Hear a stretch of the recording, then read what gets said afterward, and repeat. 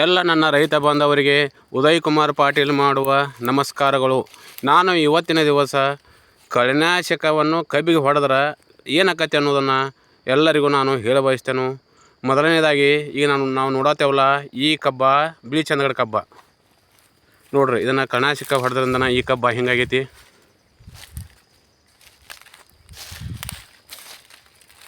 ಇದು ಬಿಳಿ ಚಂದಗಡ ಕಬ್ಬ ಐತ್ಲ, ಇದು ಇಳುವರಿದೊಳಗೂ ಅಗದಿ ಚಲೋ ಐತಿ.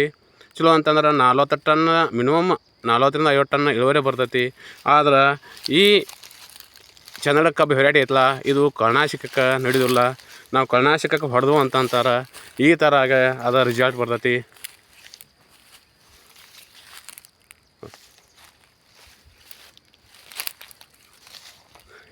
ಈ ಜಾತಿ ಏನು ಇದು ಬಿಳಿ ಚಂದಗಡ ಐತ್ಲ, ಈ ಬಿಳಿ ಚಂದಗಡ ಜಾತಿ ಕಳೆನಾಶಕಕ್ಕೆ ಇದಕ್ಕೆ ವಿರೋಧ ಐತಿ.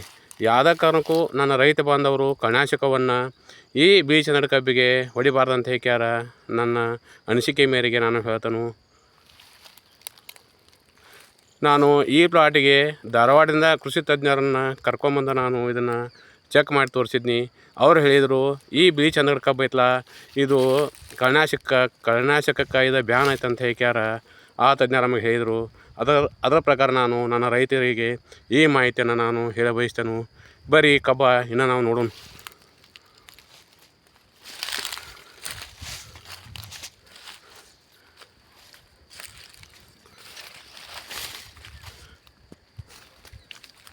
ನೋಡತ್ತಲ್ಲ, ಈ ಕಬ್ಬ ನಾವು ಬೇಕಾದಂಥ ಚಲೋ ಭೂಮಿ ಹಾಕಿದ್ರೂ ಇಳುವರಿ ಚಲೋ ಬರ್ತೈತಿ. ಆದ್ರೆ ನಾವು ಬೇಕಾದಂಥ ಭೂಮಿಗೆ ಈ ಕಬ್ಬನ್ನು ಹಾಕಿಕ್ಯಾರ, ನಾವು ಕಳೆನಾಶಕ ಹೊಡೆದು ಅಂತಂದ್ರೆ ಆ ಕಬ್ಬ ಈ ಥರ ಯಾಕತ್ತಂತ ಹೇಳ್ಯಾರ. ನಾನು ಹೇಳ ಬಯಸ್ತೇನೆ.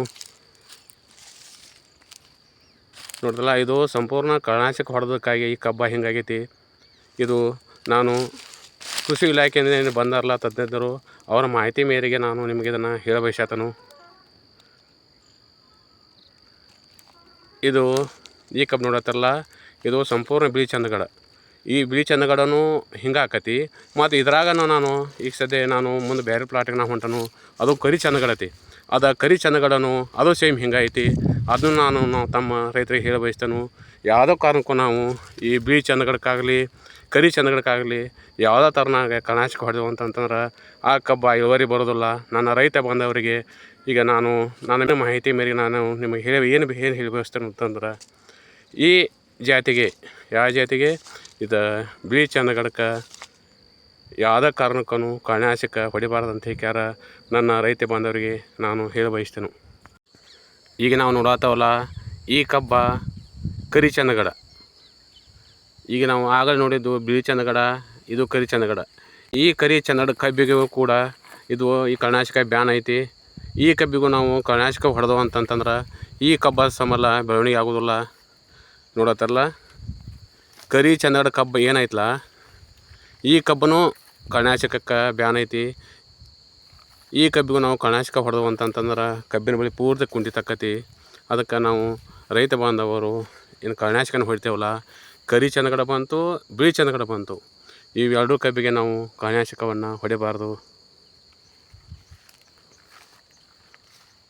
ಇದನ್ನು ನಾನು ಸಂಪೂರ್ಣ ಧಾರವಾಡ ಕೃಷಿ ಕೇಂದ್ರದಿಂದ ಮಾಹಿತಿ ತೊಗೊಂಡಕ್ಯಾರ ನಾನು ನಮ್ಮ ರೈತ ಬಾಂಧವರಿಗೆ ವಿಷಯ ಹೇಳಕ್ಕೆ ಬಯಸ್ತೇನೆ. ಈ ಕರಿ ಚಂದಗಡಲ್ಲ, ಈ ಕಬ್ಬು ಕೂಡ ನಾವು ಕಳೆನಾಶಕ ಹೊಡೆಯಲಿಲ್ಲ ಅಂತಂದ್ರೆ 40ರಿಂದ 50 ಟನ್ ಇಳುವರಿ ಐತಿ. ನಾವು ಕಳೆನಾಶಕ ಹೊಡೆದೆವು ಅಂತಂದ್ರೆ ಈ ಕಬ್ಬು ಸಂಬಳ ಹಿಂಗೆ ರೋಗಿ ತುತ್ತಾಕತಿ. ನಾವು ಕಳೆನಾಶಕ ಹೊಡಿಯೋಕ್ಕಿಂತ ಮೊದಲು ನಾವು ಹಾಕಿದಂಥ ಕಬ್ಬ ಕಳೆನಾಶಕ ಹೊಡೆದ್ರೆ ಅದು ತಡ್ಕೋತೋ ಇಲ್ಲೋ, ಮತ್ತು ನಾವು ಕಳೆನಾಶಕ ಹೊಡೆದು ಅಂತಂದ್ರೆ ಕಳೆನಾಶಕ ಹೊಡೆದ್ರೆ ಅದಕ್ಕೆ ಇದು ಕಳೆನಾಶಕ ಹೊಡೆದಕ್ಕೆ ಮತ್ತು ಕಬ್ಬಿಗೆ ಹೊಂದಾಣಿಕೆ ಆಕತಿಲ್ಲೋ ಅನ್ನೋದು ನಾವು ವಿಚಾರ ಮಾಡ್ಕೊಂಡ್ಕ್ಯಾರ. ನನ್ನ ರೈತ ಬಾಂಧವರು ಹೊಸದು ಕಳೆನಾಶಕವನ್ನು ಹೊಡಿಬೇಕಂತ ಕ್ಯಾರ ನಾನು ಹೇಳ